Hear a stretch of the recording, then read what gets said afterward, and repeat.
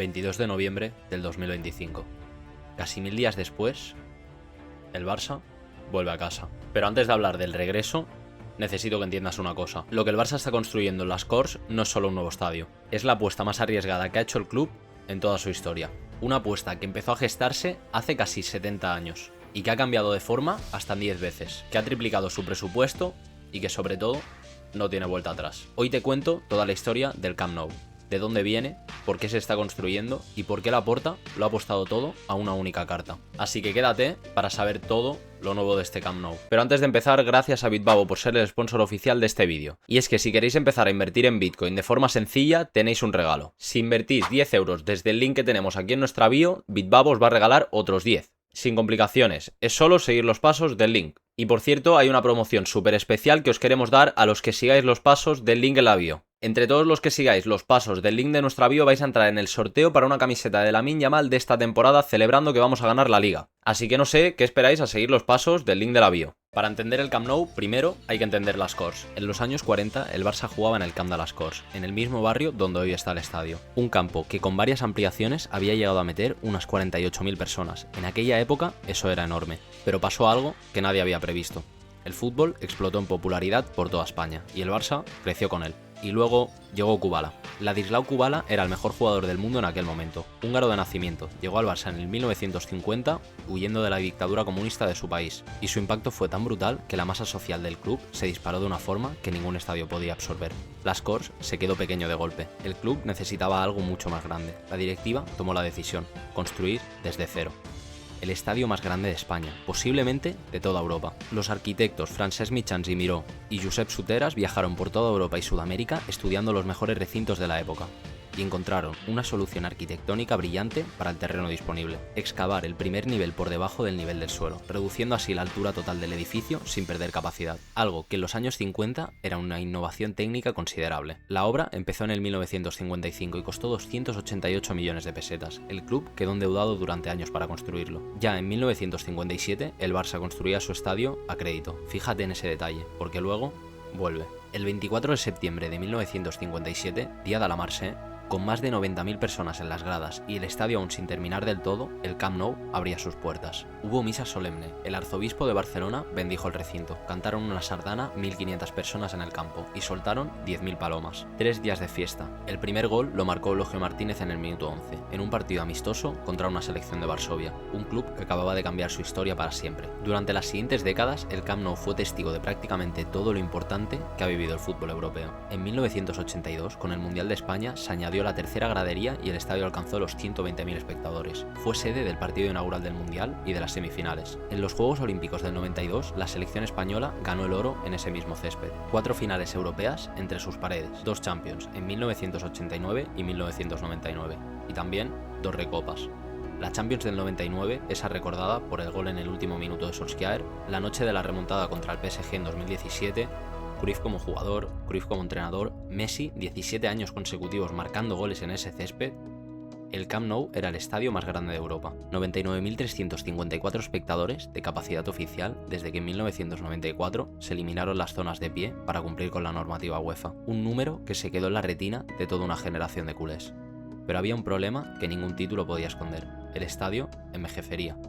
Sin cubiertas sobre las gradas, sin los palcos modernos que ya tenían otros grandes estadios europeos, sin césped retráctil, sin pantalla envolvente, sin la tecnología que el siglo XXI exigía. Y mientras el Barça seguía siendo uno de los mejores clubes del mundo, su estadio se iba quedando atrás. Y entonces, en el Bernabéu, Florentino Pérez tomó nota.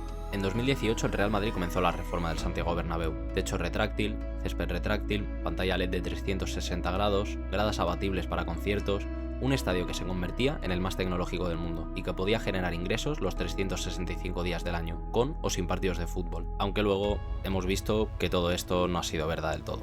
El Bernabéu costó aproximadamente 1.170 millones de euros en financiación, con un tipo de interés cercano al 2,5%.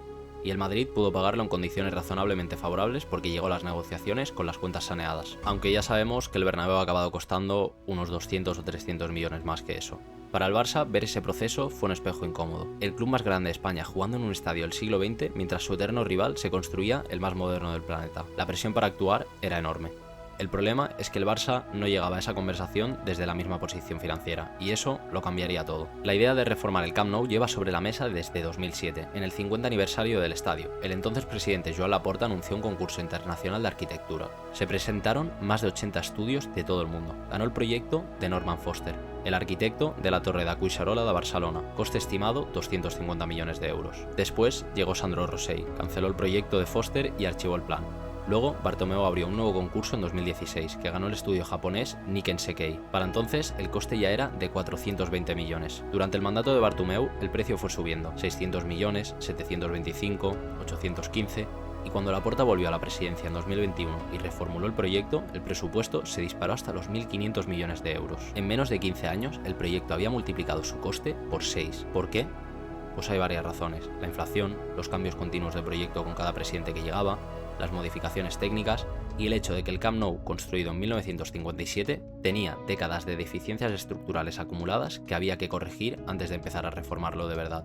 Pero hay un número que resume todo el riesgo. La reforma del Camp Nou se pagará con 5 emisiones de bonos, 100 millones en 2028, 250 millones en 2030, 350 millones en 2032, 400 millones en 2044 y 200 millones en 2047. Y el tipo de interés ronda el 6% frente al 2,5% al que se financió el Bernabéu. Eso significa que el Barça pagará más de 930 millones solo en intereses. Pausa rápida para recordaros que este vídeo es posible gracias a Bitbavo, el exchange europeo con el que nosotros trabajamos y nosotros mismos operamos.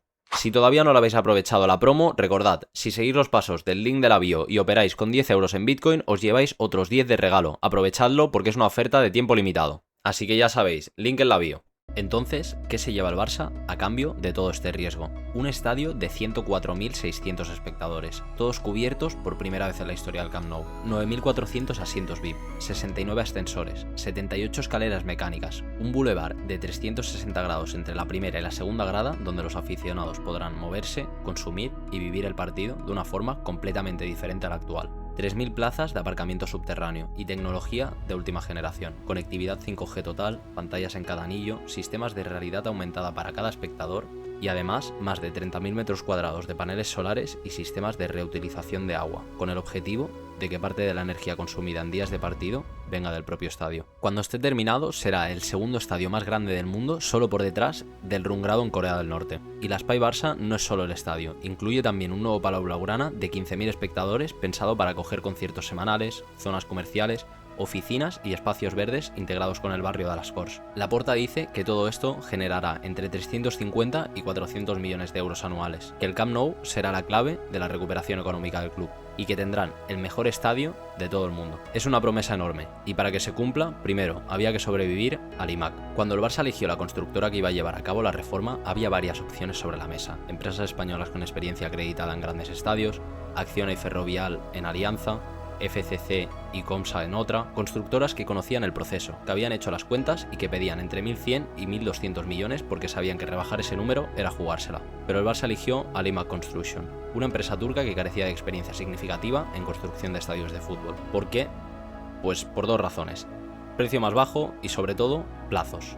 Limac prometió terminar la obra en año y medio, las españolas pedían 3 años. Y en el mundo de la construcción hay un dicho que conviene recordar: una obra no puede ser buena, económica y rápida. Siempre tienes que descartar uno de los 3 factores. El Barça eligió la promesa más corta porque necesitaba urgentemente empezar a generar ingresos del nuevo estadio. Las deudas no esperan, los intereses tampoco. El resultado lo sabemos: el Barça prometió volver al Camp Nou en 2024, para el 125 aniversario del club. Acabó encadenando 2 temporadas completas como inquilino en Montjuic, casi 1.000 días fuera de casa, y los plazos del IMAC se fueron acercando progresivamente a los 3 años que ofrecían sus rivales. La constructora turca a estas alturas está más cerca de lo que prometieron las españolas que lo que prometió ella misma. Las obras se hacen 24 horas al día de lunes a viernes, con grúas que siguen siendo visibles desde la zona de Las Corts. Y aún queda lo más complicado: la tercera gradería. Es un edificio totalmente independiente de las otras 2 y la cubierta de 48.000 metros cuadrados. La parte técnicamente más compleja de todo el proyecto. Se instalará en el verano de 2027. Pero el 22 de noviembre de 2025 algo cambió.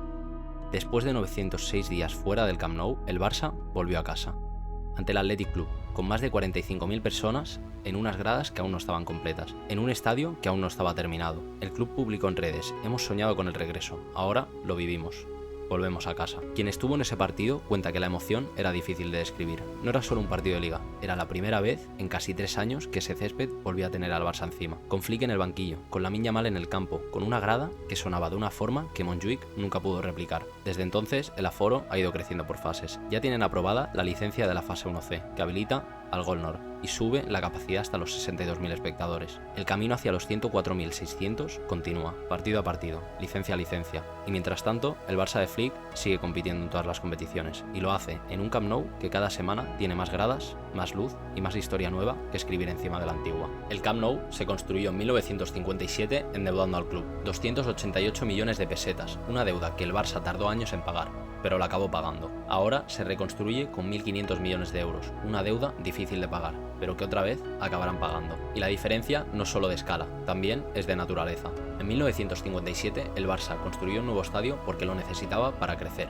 y ahora, en 2026, el Barça está reconstruyendo ese mismo estadio porque lo necesita para sobrevivir económicamente al fútbol moderno. Si los ingresos llegan, si se hacen realidad esos 350 a 400 millones de euros, Laporta es el presidente que refundó el club, el hombre que apostó todo a una sola carta y la ganó. Y si no llegan, pues ya se verá. Pero por ahora, el Barça ya ha vuelto a casa. Y eso es uno de los pasos fundamentales para el crecimiento del Barça. De la reconstrucción del Spotify Camp Nou, si te ha gustado, deja un like, comenta y no te olvides de suscribirte al canal para seguir viendo este tipo de vídeos. Y antes de cerrar, recordad la promo que tenemos activa de Bitbabo. Y es que es muy fácil, entráis al link que tenemos en la bio, invertís 10 euros en Bitcoin y os lleváis otros 10 euros de regalo. Y también recordad que si seguís los pasos y sin importar la cantidad que invirtáis, estáis entrando en el sorteo de una camiseta oficial de Lamine Yamal de esta temporada valorada en 135 euros. Así que ya sabéis, si queréis participar en el sorteo de esa camiseta, solo tenéis que seguir los pasos del link de la bio.